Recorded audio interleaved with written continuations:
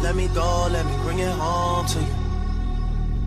Just let me go, let me bring it home to you. Now if What is the deal, beautiful people? It's your boy Ramon, Lifestyles Defined, in the building with a very special guest. This man's name is Jerry James.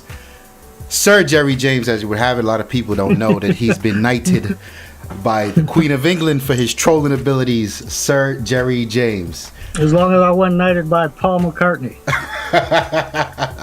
So Jerry has been a longtime friend of mine, and on top of that, in the conversation of photography, he has been my sole mentor. He's was able to help me transform what I see and really hone my skills is how to translate technically an eye for what looks good into a good photograph. So, you know, I would like to thank you for that, sir. No problem, man. And I guess we talk I would say 4 nights a week. Definitely. About this shit. For a long time, man. For a long time. So been like 13 years, man. Yeah. The photography's been recently, but yeah. Yeah. I would say you know your thing. So I guess we should start at the very top. Tell us a bit about yourself, who you are, what you do, blah blah blah. My name is Jerry James. I'm from Michigan, Muskegon, Michigan. We live right on Lake Michigan, so I do a lot of beach photography over here, or lake photography rather. I'm a father. I have 3 children. One who you know that actually that's how we met. On the original Xbox. I got a daughter that's 25. And then there was a gap right there, and then I got a 12-year-old son and a 9-year-old daughter. I'm married, work a 9 to 5, and do photography in my free time. So and video game, don't forget that. And gaming, yup. One of the original members of Ignorant Gamers, mind you. That's right. So do you ever dream of a day when your 9 to 5 sort of fades away? You know what? Photography as a passion becomes your money getter. You know, I think about that all the time, and honestly, I mean, it would be nice. I mean, and I'm pretty sure that's every photographer's dream. But I don't know, man. It's tough because when it becomes work, I kind of wonder if I would lose the fun in it. You know what I mean? I hear you. 'Cause that's something we talk about a lot, right? With LD. Yeah. Dude, I have so much fun doing photography. It's like a release, you know. Right. You have a long week at work or whatnot, and you want to get out and enjoy the weather, and what better way to do it, you know? And then you're able to share them images with other people. I don't know, man. That's a tough one. I don't know. Okay. You would say yes, of course, you know. Right. We would all like to have the ability to find out, the opportunity to find out. Right. Yeah, most definitely, yeah. So how long have you been actually doing photography? I guess it depends. I've been taking images and editing them, man, 13, maybe 15 years, maybe. Shoot, I can't even remember it was one of the very first versions of Photoshop, you know. And I would take them I remember I had a camera, a Sony. You remember the ones that took the CD? Yeah. And then I would transfer them to the computer, and I'd swap heads around, you know, and that was back in the day, man. And so I got to editing. I've been editing for a long time. I just started taking the SLRs. I borrowed my first SLR from my buddy Ray. Probably about 7 years ago. And I focused more on learning the camera and getting the images right in camera. You know what I mean? Right. And then I moved on to buying my own equipment and stuff like that. So I've been editing for probably 15 years, maybe. Okay. And I've been shooting landscape and portrait stuff for probably 7 years, probably. Okay. So you said something interesting there just now.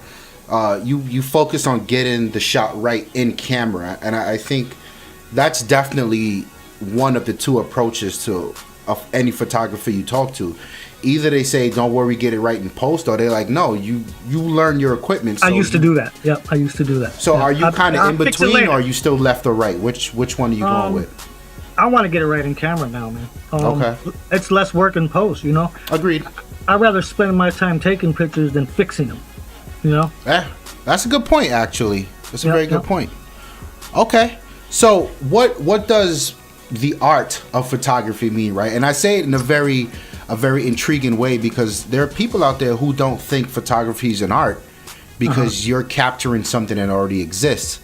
And I guess the definition of art is to create something that was not created. So do you think photography is an art, and what really does it mean for you? I mean, I guess, yeah. I had a lady tell me one time, when earlier on, I started doing a lot of HDR photography. Probably about five years ago. I had a lady tell me one time, because I love because of the HDR, the way it, the dynamic range in the images. I used to love taking pictures of rusty stuff, because they really pop. Yeah. So I took a picture. I used to take pictures all the time of dumpsters. I don't know why, dude. Just you have one on they Instagram that like got like 1,500 likes and some crazy. I was like, what's a dumpster? They look like shit, man, and they look even better. But they look like polished shit in HDR. You know what I mean? Yeah. But I had a lady tell me one time, I've never seen anybody make garbage look as good as you do, and I was like, yo, that's crazy. You know what I mean? So I mean, look at that. That's a picture of a dumpster. You know what I mean? And like I said, I get a ton of likes on some crazy stuff. It brings it to life. I guess you just gotta have the eye for it. You know what I mean? Okay. As I was gonna say, there's a photographer who goes out and captures images to basically, I guess, what they call fine art, and then they know when they go out what they're doing that day. You know. Right. They get the shot. Then there's other photographers that go out, and I call them the point and shoot photographers. They'll go out and they stand there and let me tell you a story. I went to the lake one day, and I was on the pier, and there's 3 guys already there, and they're all taking pictures of the same exact shit, right? And they're all standing there. They're all standing straight up with their cameras right here, and they're taking pictures. And I'm like, come on, man. All the pictures are going to be exactly the same. Yeah. So what do? I go out there and I lay down on the ground right between them, put my camera right on the ground. And they're looking at me like, what is this dude doing? My image was different than all 3 of theirs. Right. It was my perspective, the angle I took the shot from, you know? Right. So, I mean, to me, that's more artistic than just standing there and like a tourist, you know what I mean? I got you. Yeah. So, I mean, yeah, it just... It's the way you capture the image is basically what's going to make it art or not, you know? Okay. So what would you say is your style, your technique?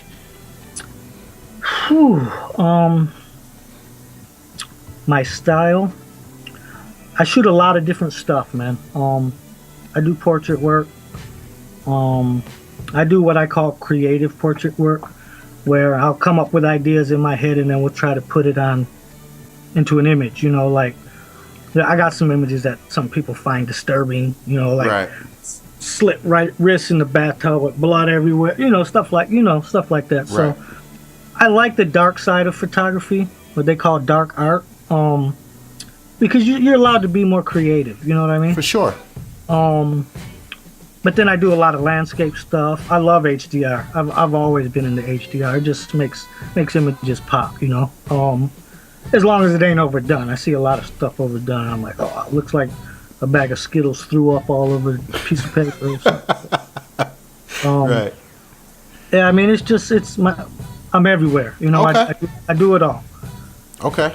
I do compositing. Compositing's really fun, where you get to bring elements into the image that weren't really there to begin with. I've created images where I've just shot a person in front of a backdrop, and then I brought in the background, and I brought in furniture and stuff to put on tables, and you know, that's fun to me. Okay, all right. So, this is a very technical one, right? What is in your bag? What do you carry around with you? Right now I'm shooting and I'll probably stay shooting. I'm shooting a Sony A7 Mark II. That's a nice camera, though. Yeah, yeah, you would know, right? Yeah, you actually made me buy that camera. Yeah, it's a good camera, man. Okay. I was shooting. I've shot some Olympus cameras early on. Earlier. My uncle had some Mamiya cameras, medium format film. I shot those a little bit early on. Them are fun. Medium format. It's a big honking thing, man. I shot. My first SLR I bought was a Nikon D7000. Good camera. Okay. And then when Sony dropped their mirrorless cameras, I jumped ship, man. Them things are so far advanced than anything Canon and Nikon's doing right now. So I'm in love with my Sony. What lenses you got for that thing? I got a Rokinon 14mm 2.8. It's a cheaper of the wide angle lenses, but Rokinon makes some really good glass, and they're tack sharp. That guy's manual only, right? Manual only. You can get some with an aperture chip in them. At 14mm, it's going to be in focus, you know. Right. So I'm not worried about that. I just set it, and I'm usually shooting that at 2.8 anyway. I mainly use that for night photography. Okay. I got a Sony. I just picked up the Sony 70-200 f4. That's your baby right there. Nice glass, man. I love that lens. That thing don't come off. It's big too, but I don't take it off, man. It's a nice piece of glass. So that's your portrait to landscape lens, pretty much, right? Dude, I've been shooting everything with that lens, man. Yeah. At 70 mils, and you know I'll do landscape with it. Shoot. Nice. That's dope. What else you got in there? I got a damn, I forgot the name of it. It's an 85 mil prime lens, 1.8. Whoa. It's That a must cheap be one. a killer portrait lens. You know what? It's really good glass. Damn, I can't think of the name right off the top of my head of that thing. I've only used it a couple of times. Huh. It's really good glass. I'll let you know. I'll send you. Okay. So what else accompanies you in your bag? Do you have like your GoPro? Because I know you got a drone as well. Yeah. You roll around with that stuff? Yeah, man. The drone's insane, man. Batteries go quick though. Sometimes you drive farther than you get to fly.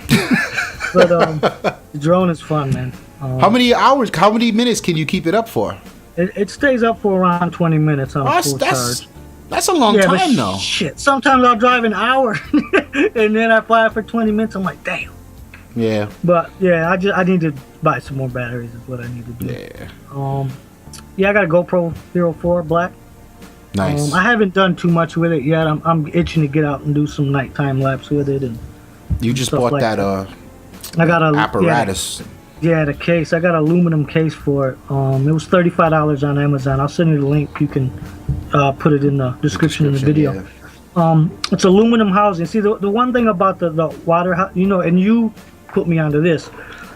That image I sent you of yours that you took downtown Manhattan, pointing the camera up. Yeah. And the buildings were insane, and they were tack sharp, and I could never get my images that sharp with that GoPro.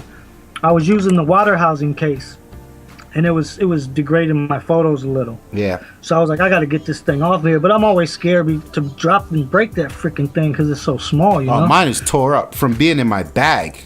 It's a very delicate piece of equipment. Yeah, you got to have something on that thing, Yeah. man. And I found aluminum housing, and it has a 52mm thread mount on it, where I can mount actual 52mm threads to the GoPro. So I picked that up. It was $35 on Amazon. I'm gonna slap some ND filters on there, maybe polarizer, and take it out and see what I can do with that. That'll be dope. Yeah, you know, the images ain't gonna be SLR quality, but you know, for the GoPro, man, they take some nice stuff, man. Yeah, I mean, as long as it's sharp, it'll look good on that. You're not selling portraits from a landscape from a GoPro. Right. Shh, you never know. I might. Shoot. I hear you. So tell me a situation that you've learned from Be it something like you just mentioned, you went out, you drove an hour, fly for 15 minutes. This is more for the final touches on my images. Other than don't forget your memory card, charger batteries. Yeah. Stuff like that. I got 6 memory cards because I kept forgetting them and I had to go out and buy one. The one thing I miss about my Nikon is the dual card slots. Because, I got a habit of getting home from shooting, pull the card out, throw it in the computer, bam, not put it back. But I still had another card in the camera. Sony, I don't got that. And I kind of wish they would have put that in there. Good point. Yeah. The final touches on some of my images every now and then. I'm always rushing. You know what I mean? You got to learn to slow down. Even shooting, slow down. Pay attention to your settings. Because I shoot manual only in everything, manual focus, everything. Pay attention. Slow down, pay attention. There's been times that I would edit some photos and I would give them to where they needed to go, and then I would look at them and I'd be like, oh, I didn't do something. I would forget something, and I was like, I gotta learn to slow down. True story. The struggle is real. Take your time, get it right. Yeah. Yep. That's one of the reasons why get it right in camera is important. Right there. Makes sense. So this is always difficult for any photographer, right? Tell me about your best or favorite image or images, up to you. Oh man. My favorite images. I got, I did a photo shoot with this model. Her name is Nani. We did a zombie. She wanted to do a zombie photo shoot because she's into doing the makeup and stuff like that. And we didn't get it done at Halloween time. She wanted to do it for Halloween, but I had the issue with my lungs and my surgery. Right. So we didn't get it done, but we shot it probably about a month ago. That I like that image because the fact that we did the makeup and we did the wardrobe and we did shoot it outside and then plus I got to use my new lens too, the 70-200, but and then using the different lighting setups and that image I think turned out really good. That came out really good in camera. I didn't really have to do a whole lot to that. Right. Other than I believe I did I had to remove her eyes, make them look like they were glassed over or dead. Yeah. And then I did the teeth because, of course, her teeth are white, and I had to make them look rotted. But that was fun. Okay. So the process behind it made it. Yes. Okay. A lot of it depends on what I'm doing. There's some days if I'm working on something like that, I got no problem spending 2, 3, 4 hours working on an image, Yeah. That's fun to me. And then I got me and my buddy, I think it was Jeremy Clark and Jason Miney. I drove to Ludington about an hour north, and with the Rokinon lens, the first time I took it out at night, and I shot the Milky Way in front of the lighthouse or behind the lighthouse in Ludington. That came out really nice. I like that shot. Nice. We got out there, and it's a pretty far walk to get out to the lighthouse because of the way the pier is. So we get out there. This is what I was telling you, remember? Yeah. I get out there. I got the brand new lens. I already know what my settings need to be. Go out there, drop the tripod, and I was rushing too, so they were behind me. So I get out there. I drop the tripod. Boom, take the picture. Boom. I'm like, yeah, let's go. I got my shot. Let's go. And I was like, yeah. And so dude. Everything after that, I was like, you know what? That put me in the zone right there. Yeah. The first shot nailed it. The rest of the night was a blast, because I knew what I had to do, Right. That's just years of hard work paying off right there.